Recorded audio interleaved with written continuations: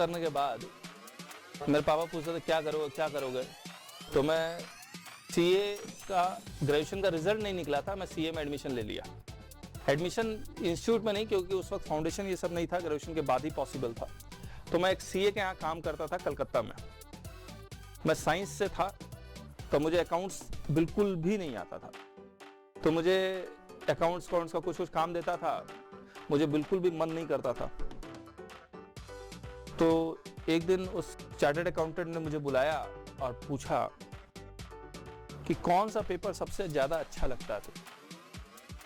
मैंने कहा लॉ। उसने पूछा अकाउंट्स अच्छा नहीं लगता, मतलब बिल्कुल अच्छा नहीं लगता। तो उसने मुझे एक एडवाइस किया, बोला तुम सीए तो कर रहे हो, लेकिन सीए करने के बाद सर पकड़ के मत बैठ जाना कि ये लो मैंने क्या कर लिया, मुझे तो कुछ और बनना था।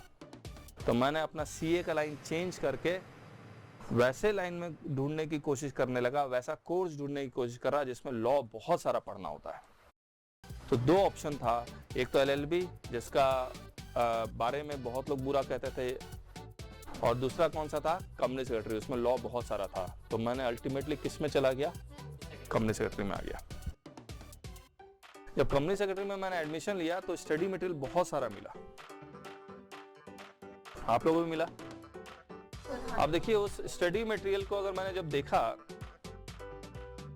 मेरे पास 10 महीने का करीब गैप था उस पूरे स्टडी मटेरियल को पढ़ने का, एक पेज में पढ़ूं तो मैं पहले पूरे नंबर ऑफ पेजेस काउंट किया, और मैंने ये देखा हुआ था कि एक पेज को मुझे पढ़ने में कितना टाइम लगता है। उस सब से मैंने मल्टीप्लाई करके ये पता लगा लिया कि हर एक पेज को बाय वर्ड पढ़ने में मुझे करीब 16-17 महीने चाहिए। मेरा एग्जाम 10 महीने के बाद था। तो मैंने बोला ये तो पॉसिबल ही नहीं है, नेक्स्ट टू इम्पॉसिबल है, कैसे हो सकता है। उस वक्त ट्यूशन का उतना था नहीं। फिर मैंने एक स्ट्रेटेजी बनानी शुरू कर दी। एक सप्ताह तक मैं सिर्फ रूटीन बनाता रहा और उस रूटीन में लिखता रहा कि मुझे कौन सा पेपर कब पढ़ना है और कैसे पढ़ना है। तो मुझे बोथ ग्रुप देना था, ये पहले से मेरे माइंड में ही था। उसी की प्लानिंग मैंने करनी शुरू कर दी और 8 महीने फ्यूचर प्लानिंग की और डायरी में लिख लिया। डेली में कितने घंटे पढ़ूंगा, 10 से 12 घंटे, उसकी टाइमिंग लिख ली, कितने बजे सोऊंगा, कितने बजे उठूंगा, वो सब लिख लिया। अब मान लो मैंने लिखा हुआ है 10 से 12 में टैक्स पढ़ूंगा, तो 10 से 12 में टैक्स पढ़ता था। उसके बाद लिखता था 12 से 2 मैं कुछ और पेपर कंपनी लॉ पढ़ूंगा, तो मैं कंपनी लॉ पढ़ता था। अगर उस वक्त तक जितना टारगेट था उतना नहीं कंप्लीट होता था तो मैं छोड़ ही देता था। इस तरह की स्ट्रैटेजी बनाई और उसके बाद एक स्ट्रैटेजी और बनाई जिससे मुझे एहसास हुआ मैं कभी फेल नहीं करूंगा, चाहे कुछ भी हो जाए। उस स्ट्रैटेजी का नाम था 40-60 फॉर्मूला। ये 40-60 फॉर्मूला क्या है, 100 नंबर के पेपर को मैंने 2 पार्ट में डिवाइड कर दिया, 40 मार्क्स और 60 नंबर, 60 मार्क्स। 40 मार्क्स की तैयारी मुझे ऐसी करनी थी जिसमें मुझे 90% आए, और 60 मार्क की तैयारी ऐसी करनी थी जो मुझे एवरेज लेके आए। अब देखिए आपके पूरे क्वेश्चन पेपर में ऐसा तो नहीं है ना पूरा सिलेबस पूछा जाता है, लेकिन कुछ चैप्टर्स ऐसे हैं जो वो हर साल रिपीट करेंगे ही करेंगे।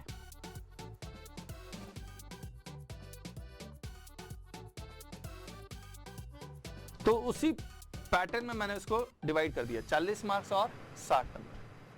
कौन सा चैप्टर 40 मार्क्स में है, कौन सा चैप्टर 60 नंबर में है, ये तो एनालिसिस से ही पता लगेगा, या तो अब आपके टीचर बताएंगे या फिर आप खुद एनालिसिस करोगे तब पता लग जाएगा।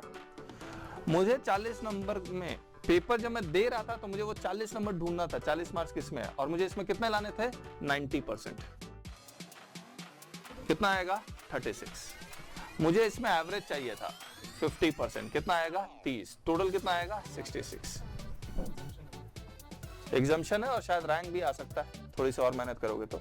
अब एक बात सोच के देखिए, इस 90% को लाने के लिए मुझे तैयारी बहुत अच्छी तरह से करनी थी। अब वो चैप्टर पे मैं 2-3 घंटे तो देने से 90% नहीं आएंगे, तो मैंने रूटीन में क्या करना शुरू कर दिया, इसमें चैप्टर में नंबर ऑफ आवर्स ज्यादा पुट करने लगा, रिवीजन में नंबर ऑफ आवर्स ज्यादा पुट करने लगा, याद ज्यादा करने लगा, और इसमें कम, जितना कम पढ़ोगे उतना कम मार्क्स आएगा। यही स्ट्रेटजी थी। मैंने इस स्ट्रेटजी को अलग अलग ढंग से चेक करना शुरू किया, कहीं स्ट्रेटजी में मैं फेल ना कर जाऊं। फिर मैंने सोचा ये जरूरी तो नहीं है ना कि जो मार्क्स में जो चैप्टर में सोचूंगा वो 40 नंबर में आ ही जाएगा। एग्जामिनर अजीब सा क्वेश्चन पेपर सेट कर देगा तब मैं क्या करूंगा। मैं सोचने लगा कि अगर ये 30 नंबर इधर आ जाए, 70 नंबर का पेपर ऐसे आ जाए, तब मैं क्या करूंगा। तब भी मुझे 30 में तो 90% आएगा ही। कितना इसमें कितना आएगा 62। फिर मैं ऐसे भी सोचने लगा कहीं 20 हुआ और 80 हुआ तो क्या होगा। 18 इसमें 40 कितना हुआ 58। ये 10 हुआ, ये 90 हुआ, तो ये 9, ये 45, ये 54।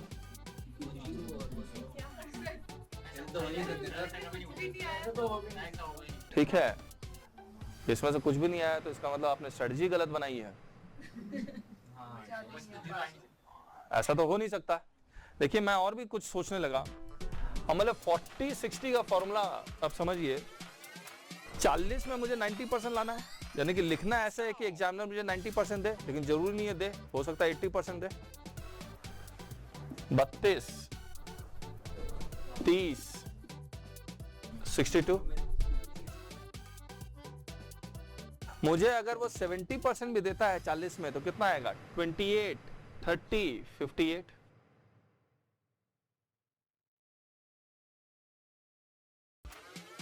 इसमें मुझे 60% भी आ जाता है 40 नंबर में 60% कितना 24, 30, 54। मैं फेल कहां कर रहा हूं। मैं अगर एक बात सोच के देखो, मुझे अगर 40 में 90% नहीं आते हैं, कम आते हैं तो भी इतना आ रहा है। मान लो मैं यहां फेल करता हूं 60 वाले में, लेट अस सी 40, 60, इसमें मुझे 90% आया कितना 36, इसमें मुझे 50% नहीं लाया 40% आया, बहुत गंदा तैयारी हुआ था। कितना आया 24, 60 नंबर तो फिर भी है 36, इसमें 30% आया, ओनली 30%, मतलब इतना बुरा लिखा कि 10 में से सिर्फ कितना नंबर दे रहा है 3। इतना तो लेके आ ही जाओगे, मरे से मरे को भी आ जाता है।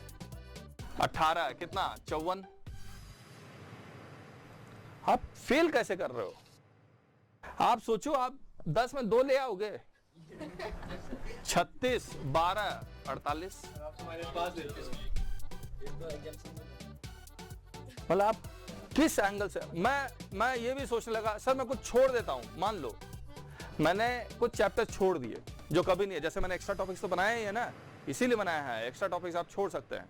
मान लो उससे क्वेश्चन आ भी जाता है, 7 में से तो 6 ही करने पड़ते हैं,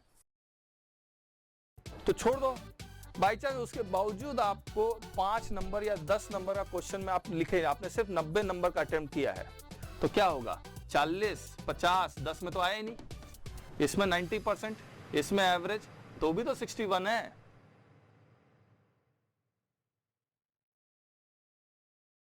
आप बुरा सोचो 80%, इसमें 40%, तब भी तो 52 है। आप 90 में 52 लेके आ रहे हैं। 40 में 90% में नहीं, कितना लाना है 80%, 32। 50 में एवरेज कितना 25, 30 और 20 कितना होता है 52। अब फेल कहां कर रहा है। फेल कब करता है पता है आप, जब स्टूडेंट 100 में 100 लाने की कोशिश करता है। और कैसे करता है 100 में 100 लाने की कोशिश, बोलता है हर एक चैप्टर को अच्छी तरह से करके जाऊंगा। जरूरत नहीं है, वही बताया, इसीलिए एक्स्ट्रा टॉपिक्स मैंने अलग किया है। हमने एक्स्ट्रा टॉपिक्स बनाए इसलिए था क्योंकि ये स्ट्रेटजी मेरे दिमाग में शुरू से थी एज ए स्टूडेंट लाइफ। मैं नहीं चाहता था कि जिस स्टूडेंट्स को मैं पढ़ाऊं उसको वो भी पढ़ना पड़े जो एग्जाम में बहुत कम आता है। नॉलेज के लिए मैं पढ़ाऊंगा तुम, नॉलेज के लिए मैं पढ़ाऊंगा। जब आपका पूरा सिलेबस खत्म हो जाएगा, ये 90 नंबर का पूरा खत्म हो जाएगा ना, तब मैं 10 नंबर पे दूंगा। और उस वक्त मैं कह दूंगा कि ये 10 नंबर पे ज्यादा ध्यान मत देना। कुछ स्टूडेंट्स कहते नहीं सर मैं 10 नंबर के कारण फेल हो गया, तो उसी लायक हो तुम। 90 पे ध्यान नहीं दिया, 10 पे ध्यान दे रहे हो तो फेल ही हो गए। मैक्सिमम स्टूडेंट्स की स्ट्रेटेजी में प्रॉब्लम है। मैक्सिमम स्टूडेंट्स पागलों की तरह पढ़ता है, उठाया घर में किताब और पढ़ना शुरू कर दिया। स्ट्रेटेजी नहीं है, रूटीन नहीं है, प्लानिंग नहीं है।